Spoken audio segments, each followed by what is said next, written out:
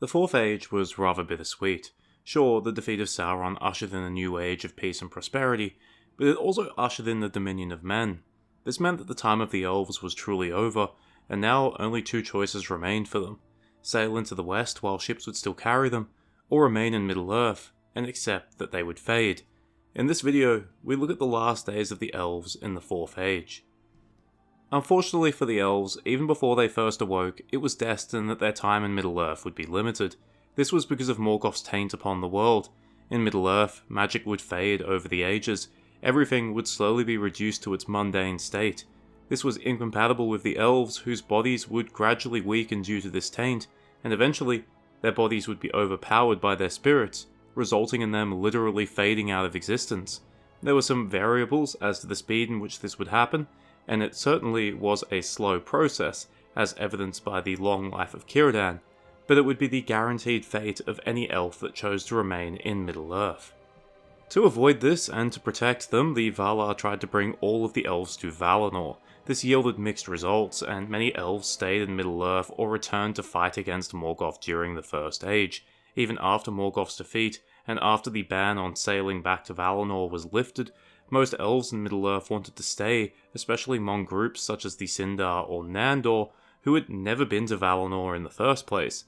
This was the driving force behind the creation of the three Elven Rings.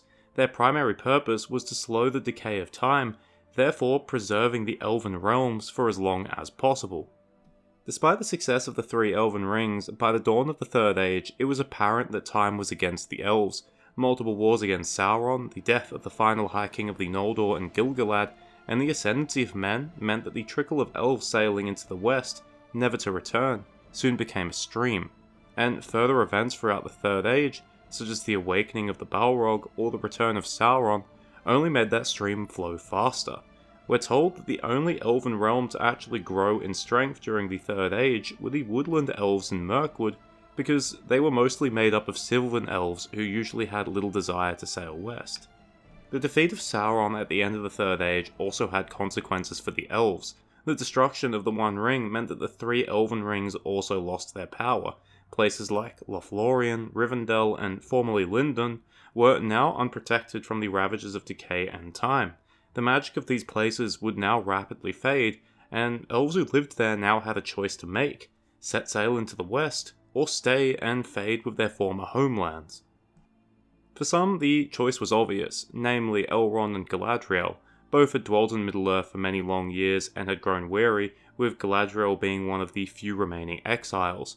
Both had been bearers of the three and had presided over their own realms in the days of the Third Age, and both had close family who were in Valinor, the main one being Celebrian, who was Galadriel's daughter and Elrond's wife, who had sailed to Valinor about 500 years earlier.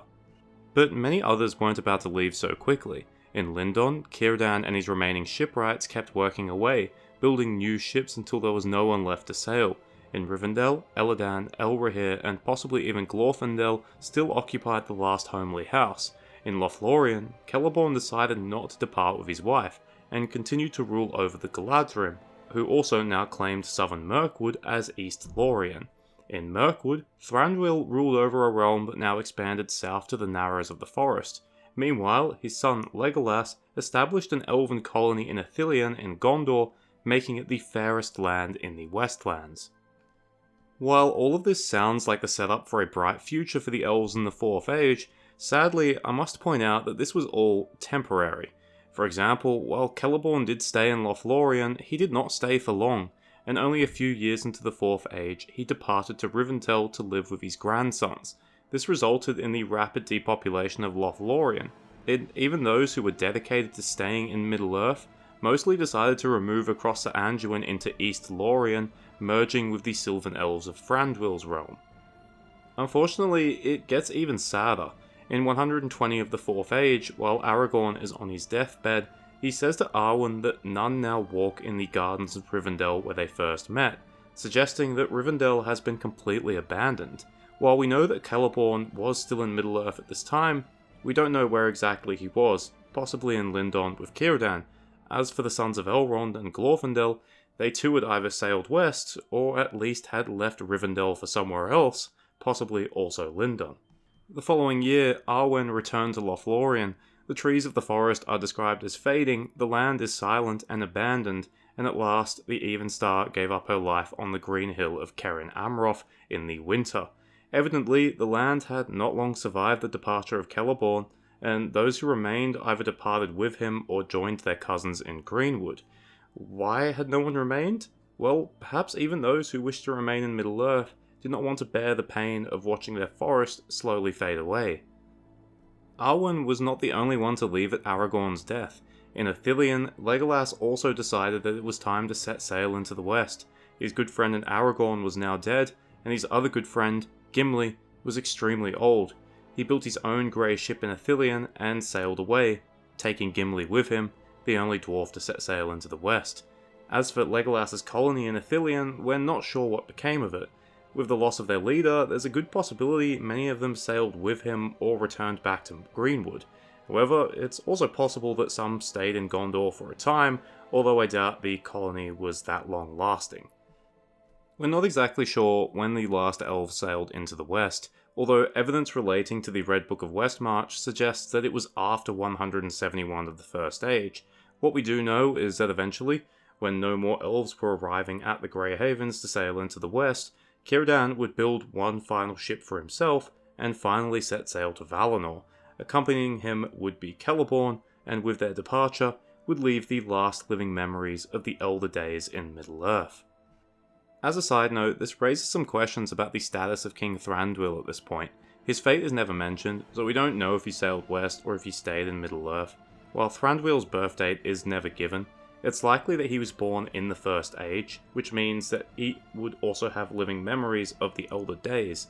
This would suggest that he too had sailed west by this point, but it's also possible, though less likely, that Thranduil was born in the Second Age, and thus that statement doesn't apply to him. It's also possible that the statement is hyperbolic, as one could assume that there were probably Sylvan Elves who were still around from the First Age, and would therefore have memories of those years. So what about those who stayed after the last ship, like those in Greenwood or the Avari who dwelt further east? Well, for a while, life probably didn't change that much, and the early years of the Fourth Age were probably a great time. But the fading was inevitable, and while Tolkien doesn't paint the complete picture, we can connect the dots enough to get a vague understanding of what would happen. The oldest, weariest elves would be the first to fade, leaving those societies without the knowledge and wisdom they once had. As their numbers dwindled, they would probably retreat inwards, becoming reclusive from the outside world, and being little more than legends in the minds of men.